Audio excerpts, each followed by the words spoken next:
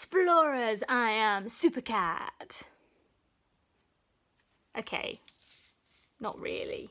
It's just me, ordinary cat, wearing a costume. Do you like dressing up? Do you have a favourite character that you like to pretend to be sometimes? Perhaps you've worn one of these costumes behind me.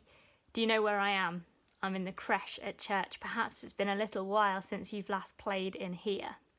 Now, this month we have got a very exciting prize to tell you all about, so you're going to need to stick around until the very end of the video to hear more about that.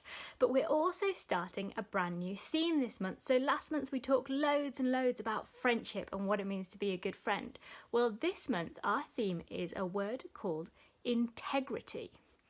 Integrity is choosing to be truthful in whatever you say and do. That's all it really means. It can be lots and lots of fun to imagine you're somebody else when you're playing a game like this. But when it comes to real life, it's important that we know who we really are and that we show people who we really are, and we're true to ourselves, and that we're honest in our actions as well as our words.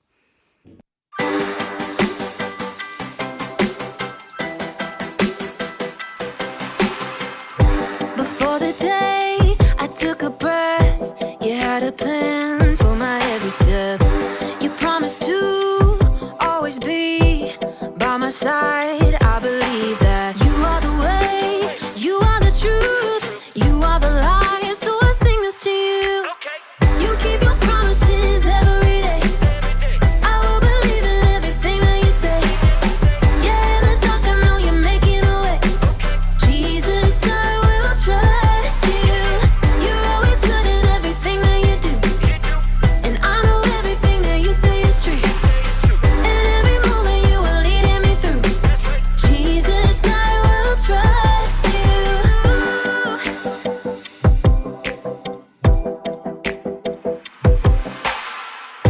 I wanna be honest and true and do what's right the way you do.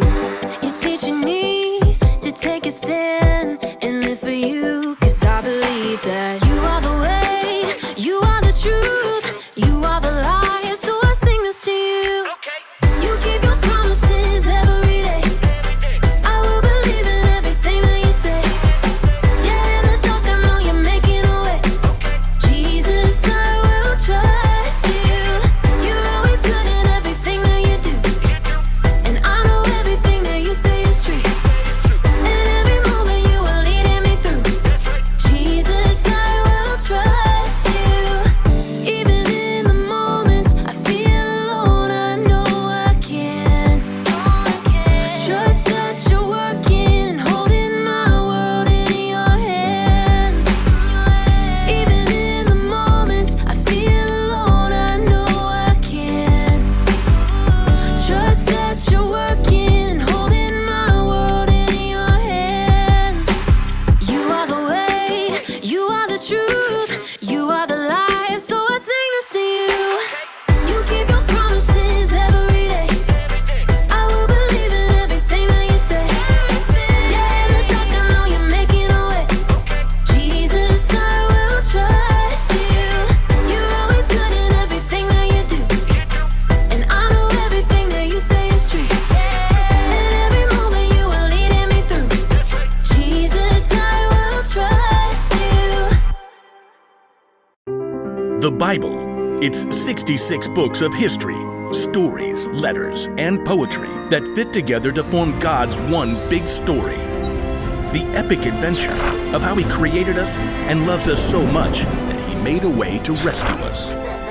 As we travel through the Bible, from Genesis to Revelation, we discover people who met God and found their lives changed forever. Now, for an amazing story, inspired by the book of Daniel. Chapter 1. Daniel was only a very young man when King Nebuchadnezzar of Babylon conquered the land of Judah. Nebuchadnezzar made sure that God's people wouldn't rebel by taking Daniel and other young men from royal families in Judah and marching them back to Babylon with him. Will we ever see our home again? Daniel's friends were just as scared and confused as he was. Where will we live? What will he do to us? I sure hope the food is decent.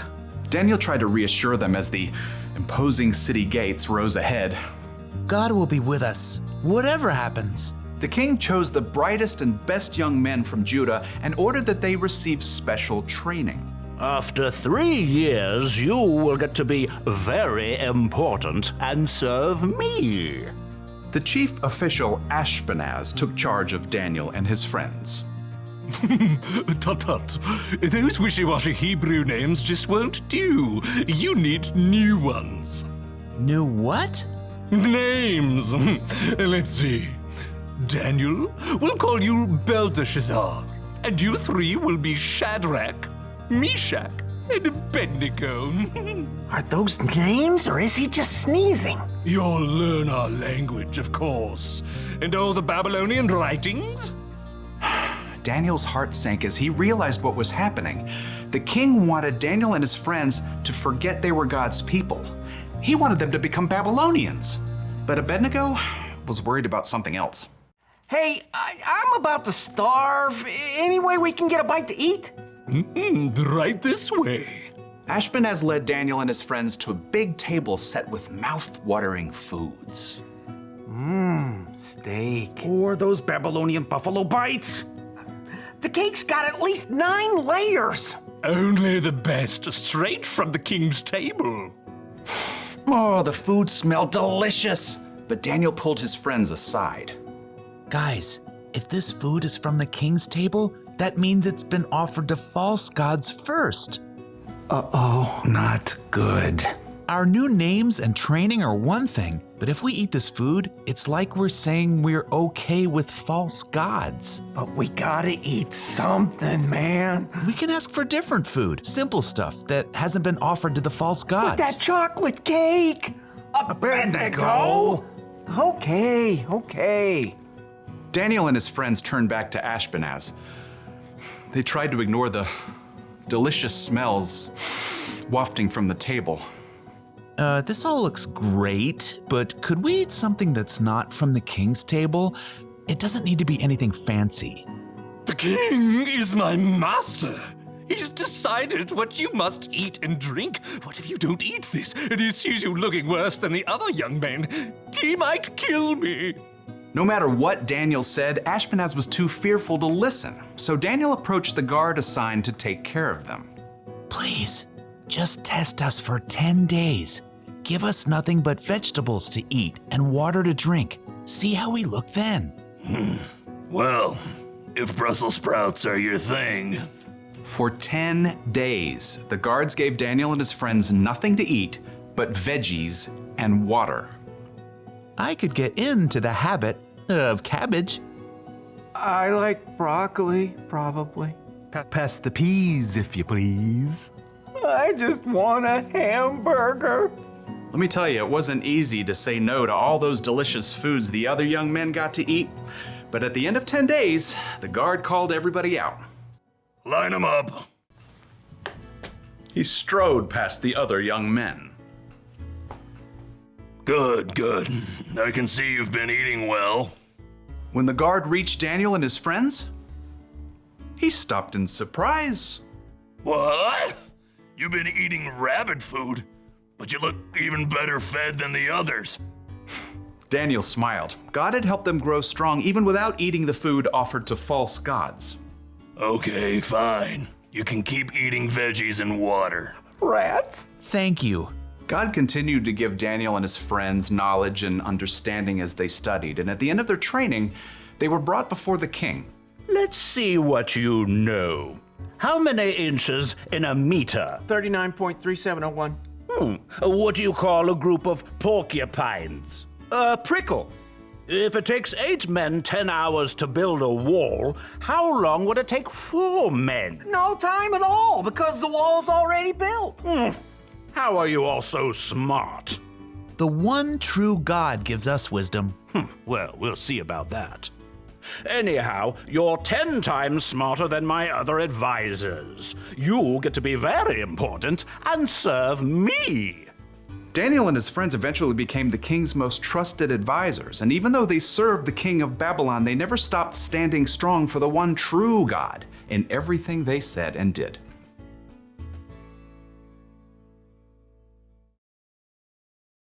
Okay, so Daniel and his friends were in a really bad situation.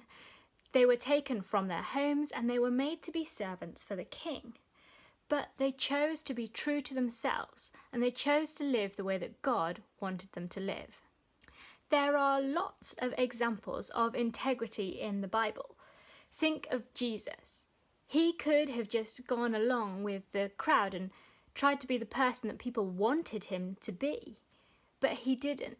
He chose to live a truthful life, the way that he knew was right with God.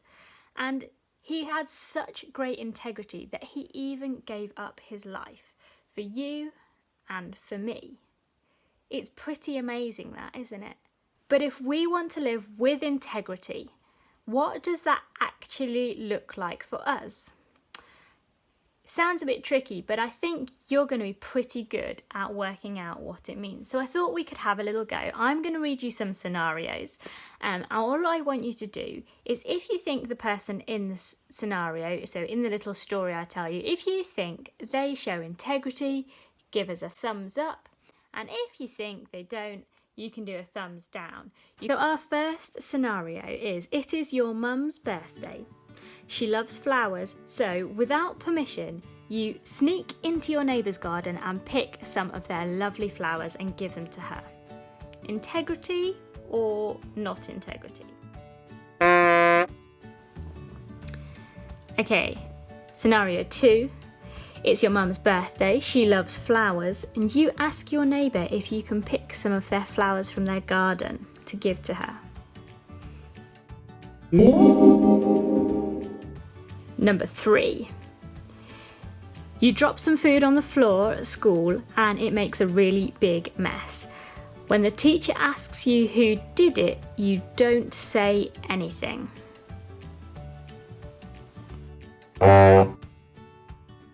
Okay, next one.